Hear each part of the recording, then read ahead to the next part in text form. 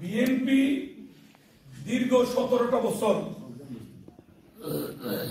গণতন্ত্র পুনরুদ্ধার, মানুষের ভোটাধিকার প্রতিষ্ঠা, আইনের শাসন প্রতিষ্ঠা, ন্যায় বিচারের জন্য মানুষের যে আকাঙ্ক্ষা এটা পূরণ, মানুষের বাক স্বাধীনতা ফিরিয়ে আনার যে আন্দোলন ছিল সেই আন্দোলনের মধ্য দিয়ে মানুষের পুঞ্জীভূত ক্ষোভ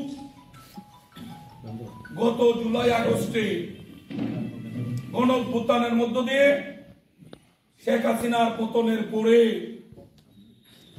সারা বাংলাদেশে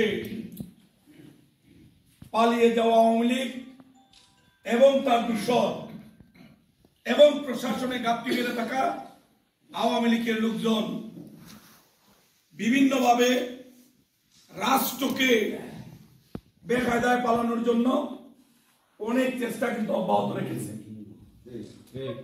সেই চক্রান্তগুলি মোকাবেলার জন্য আমাদের ভারপ্রাপ্ত চেয়ারম্যান শ্রদ্ধেয় তারেক রহমান সাহেব বিভিন্ন সময়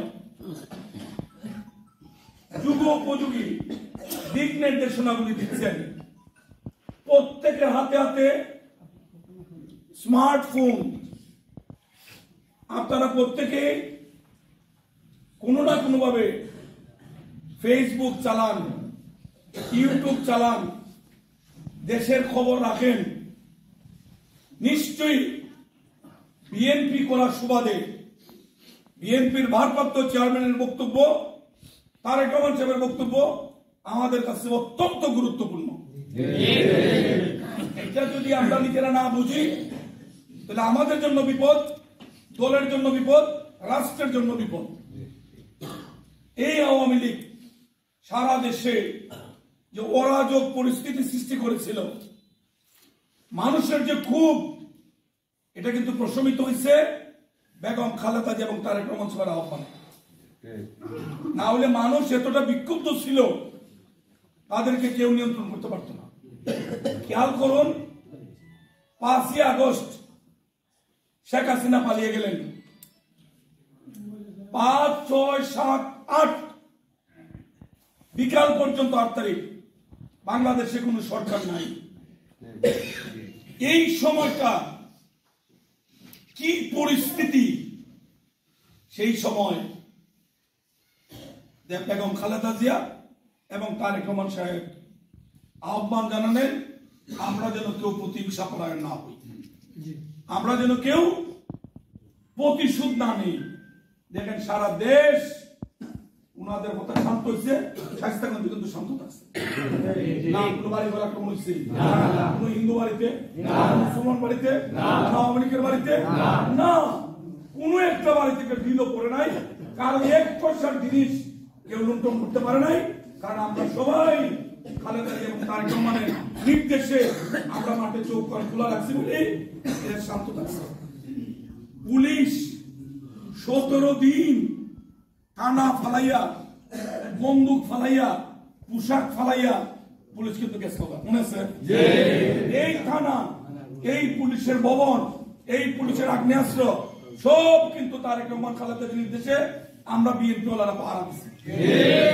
কোনো একটা বিশৃঙ্খলা ঘটে নাই। এই যে নেতার প্রতি আনুগত্য, এই যে দলের প্রতি আনুগত্য, এটা প্রমাণ হচ্ছে বিএনপি একটা সুশৃঙ্খল রাজনৈতিক দল। এবং এটা অব্যাহত থাকতে হবে। দুষ্ট লোক মসজিদ থেকে জুতা চুরি হয় না, ইবাদতের জন্য আল্লাহরে খুশি করার জন্য যায়, তাহলে জুতা নিয়ে আয় কেমনে? তাহলে বোঝা গেল মসজিদেও দুষ্ট লোক ঢুকে, তাহলে দলের মধ্যে তো দুষ্ট লোক নাই যে এটা আমরা বলতে পারি। এদেরকে চিহ্নিত করতে হবে এবং এদের হাত থেকে দলকে বাঁচিয়ে রাখতে হবে। সবাই এই দায়িত্বটা আমাদের সকল। দেখেন তারেক রহমান সাহেব বারবার বলতেছেন জনগণের মন জয় করতে হবে, জনগণের ভালোবাসা অর্জন করতে হবে, জনগণের ম্যান্ডেট নিয়ে রাষ্ট্রীয় ক্ষমতায় যেতে হবে। মাঝখানে আর কোনো মাধ্যম নাই, একটাই মাধ্যম।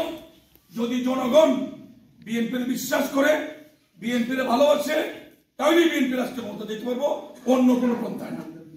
সেই জন্য তারেক রহমান খালেদা জিয়া বলেন, বিদেশে আমাদের বন্ধু আছে, কিন্তু আমাদের কোনো প্রভু নেই।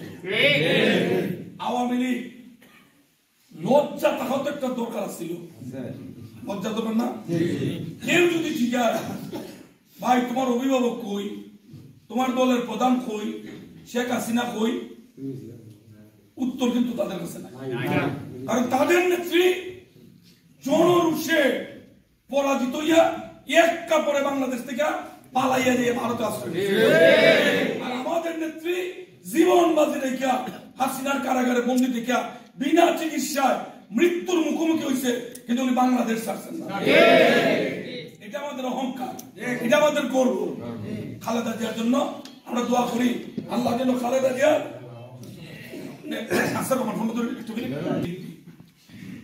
এতদিন আমরা মিছিল মিটিং করছি, আপাতত আমাদের ওই ধরনের মিছিল মিটিং নাই, কিন্তু আমরা কেউ মার্সারা দেব।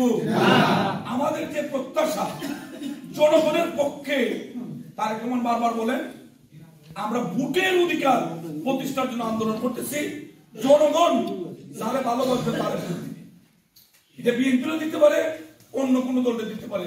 যদি বিএনপির ভোট দেয় তাহলে বিএনপি জনগণের মনের আকাঙ্ক্ষা পূরণে সর্বাত্মক চেষ্টা করবে। এবং তারেক রহমান সাহেবের যে কাফেলা, আমরা কি সবাই কাফেলার সদস্য না? যদি উনার সাথে আমরা সুর মিলাইয়া, উনার সাথে আমরা তাল মিলাইয়া কাজ না করতে পারি, তাহলে কপাল আমরা খারাপ না তারেক রহমান খারাপ? আমরা খারাপ। ইতিমধ্যে প্রায় 3000 যারা মাঠে ময়দানে